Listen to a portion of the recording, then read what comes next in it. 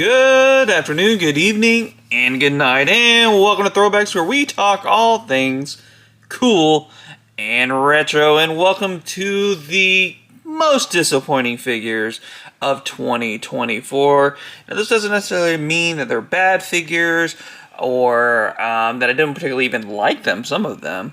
It's just kind of things that disappointed me throughout the year, for these figures, these figure lines in some instances, and just some creative differences that I have with how these figures turned out. But we'll get into that as we go along. But let's get into the top 5 most disappointing figures of 2024. Alright, coming in at number 5 is from NECA. It is from the Turtles line, and it is Tatsu.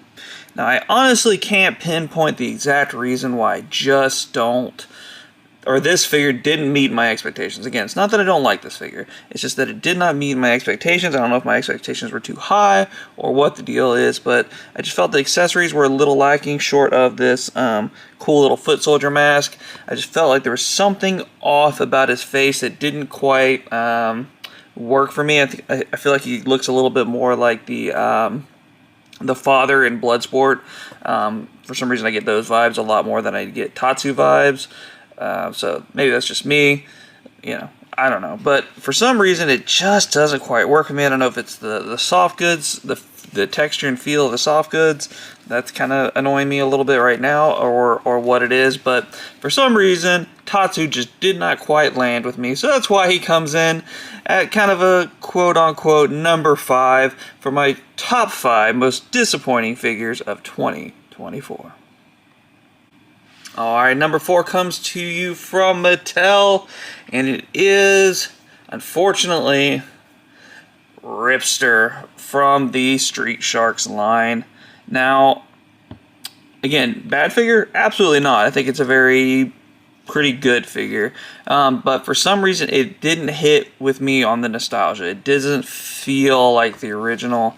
I had my original on for years and years and years and years. It was kind of in a toy box, and of course one of those kind of things where your mom throws away or gives it away or whatever the case may be. So it disappeared probably like 7-8 years ago, and I haven't seen it since. So that being said, I did kind of have hands-on with it a lot more recently than some figures from the past. So I kind of have a good feel for it, and this it didn't quite feel like the original, like these retros really should. They should basically, for me, I feel like they should be basically exact duplicates of the original. If you could make them then, you should be able to make them now. Just something was off about it. Really with the pants, I felt was a big thing. And then the skin was there, but it was also not. So it's just a little off. I know people who do a lot of retro wrestling stuff, and it's just like certain things, the feel, the shine, just a simple shade can really mess it up. So unfortunately, while still a good figure, good old Ripster from the Street Sharks line has to come in at number 4. Alright, number 3 comes in at an interesting one as well. I mean, we really didn't get any figures from this line, and even though there's I don't know, 20, 30 or more pre-orders out there actively open or have been closed for some figures, and that comes to you from Power Town. Now, this is technically the only figure that I'm aware of that we got this year from Power Town. So, and this is nothing but a repaint, quote-unquote diamond edition of Kerry Von Erich. Again, great figure, but we have Wave 2 of the Ultimates missing. We have the Matt Bryan from the Major Pod, which is over 2 years late at this point, or not maybe 2 years late, but 2 years since ordering at this point that it is not here yet. A lot of the Remco style figures, things like that, are still AWOL. TNA Ultimates all are still unaccompanied or unaccounted for, and likely will not be here until next year. So kind of a bummer, and it's kind of a line that I really liked. I'm sure these next figures that do come will be great, and I will enjoy them, but I have to say the most disappointing thing, probably overall as a thing this year is probably, I can't say that most overall, but it's definitely high up on the list. In fact, it's number 3 on the list for a company that really just has dropped the ball on that and really kind of blew a lot of goodwill. But they're doing their best to make it up. They have given us free figures, things like that. So yin and yang, good and bad, but overall, a top 3 of the most disappointing figures / figure toy companies of 2023 is, unfortunately, Powertown Wrestling. Alright, and now we go to number 2, and this is one that is probably the first one I really have issues with the figure itself. So this is going to be a more actual deep dive into the figure and just things I don't really like about it and things that really disappointed me about this figure. And it does come to us from McFarlane. It is the DC Multiverse line, and it is, sorry, Batman Forever Batman. Now I'm sure the colors on this are probably technically right to the bat suit, but as you can see, it just is a big, massive, like, whoa, what are we doing here? And so we'll start off at the top. I think the cowl looks great. I think his head is absolutely amazing. I think that is Val Kilmer all day long, especially when you only have kind of like eyes and a mouth, really, and jawline to work with for these figures. I think they did a very good job there. Sculpt and everything looks really good. It's just that black and blue. And then on the other figures, the Robin, for instance, has a wired cape. And then here you just kind of went with the simple clothy, nothing really exciting about it cape, so that's disappointing that they kind of cheaped out there. I think you could have, as you have the shine here with the gold, the silver, and the blue, I think if maybe you had done a sheen to the black, that may have helped the transition a little better from the blue to the black. That's one note. And then you have our pegs here. The blue coming through the black just does not look very good to me at all. And of course they're still pinned. I think the boots are okay, the transition. Maybe that's because you have a transition here in the middle. But again, those pegs are killing me there. And like I said, the cape is just, it's such a disappointing cape there. So unfortunately, it's probably the figure that really just kind of bummed me out the worst, because it was one that I was super looking forward to, one that was such a long time in the maker to get a Val Kilmer movie Batman, and then it to be just kind of half-a done.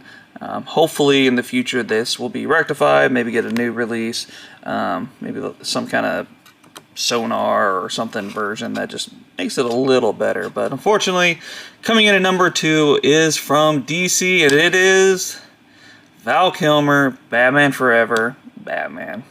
Such a bummer.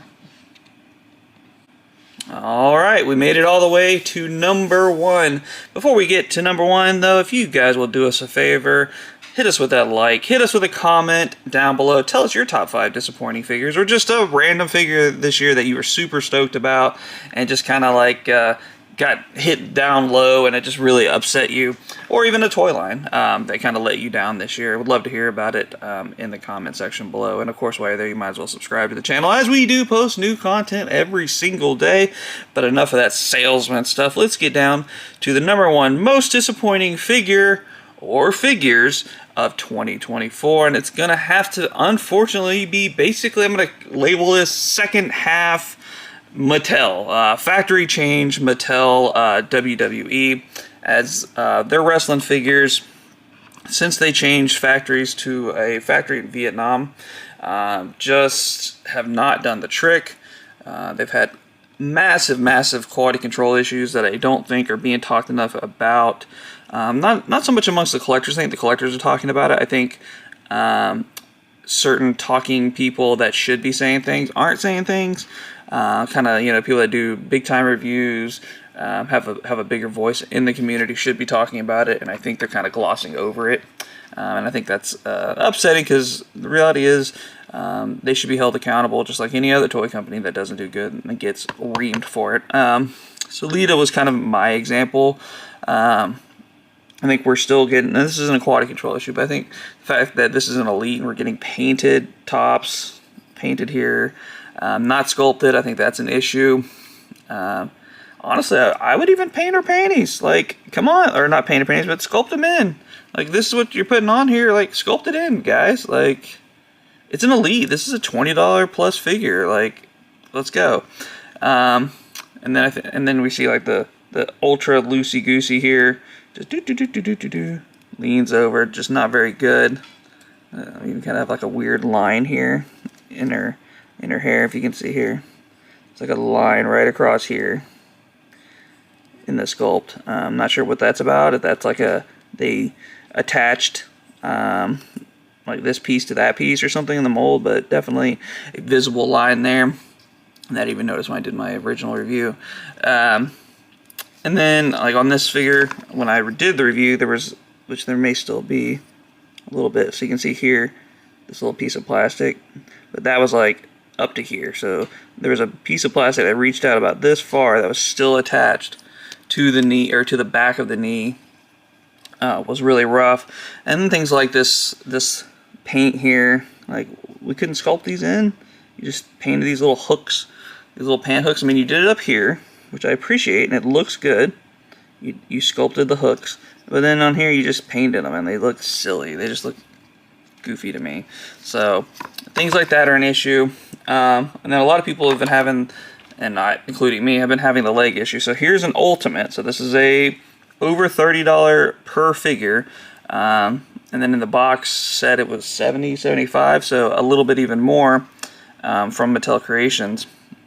And we're having leg issues, so I mean that's it. So there he is, sitting straight up, so he can't even give anybody a boot to the chest. And then they're stiff. Oh, this is that second. There you go. See how the left leg is a little. There you go. So left leg's a little better. I'd still like him to get like there. So you know, one leg is working, and then you have these drop downs that are a pain in the butt. Get down. Come on. Come on. Oh man. Okay. See, like, whatever. What? Okay. Now it doesn't even want to. There you go. Drop down hips. Just. And that's just disappointing. Like, he can't get down into the stance. You saw my review of these guys. He can't get down to his stance. And this leg thing is not just a Steiner. This is a ton of figures. My Razor Ramon. Basically, any figure that's come out from this new factory has quality control issues. These leg things, which I don't think is a quality control. I think this is just a manufacturing issue. My Vader was completely ruined by quality control. My Ultimate Vader. It had scuffs on the paint at the top, on the front, on the back, on his back, on his butt. One head had plastic chipping off of it, and another head had paint mess up. So it's like, you know, I could kind of piece together a good figure out of there. But again, a $30 figure with massive quality control issues. So definitely number one has to be Mattel WWE post. I guess factory change there, so that is definitely my, you know, major complaint there. And like I said, are these all bad figures? No, I think I really feel like Batman is the only figure that really disappointed me to the point that I'll be like, I don't really think it's a good figure. But the other ones are okay enough to get by, okay enough to be displayed in my collection, and most of them are. Lita's not,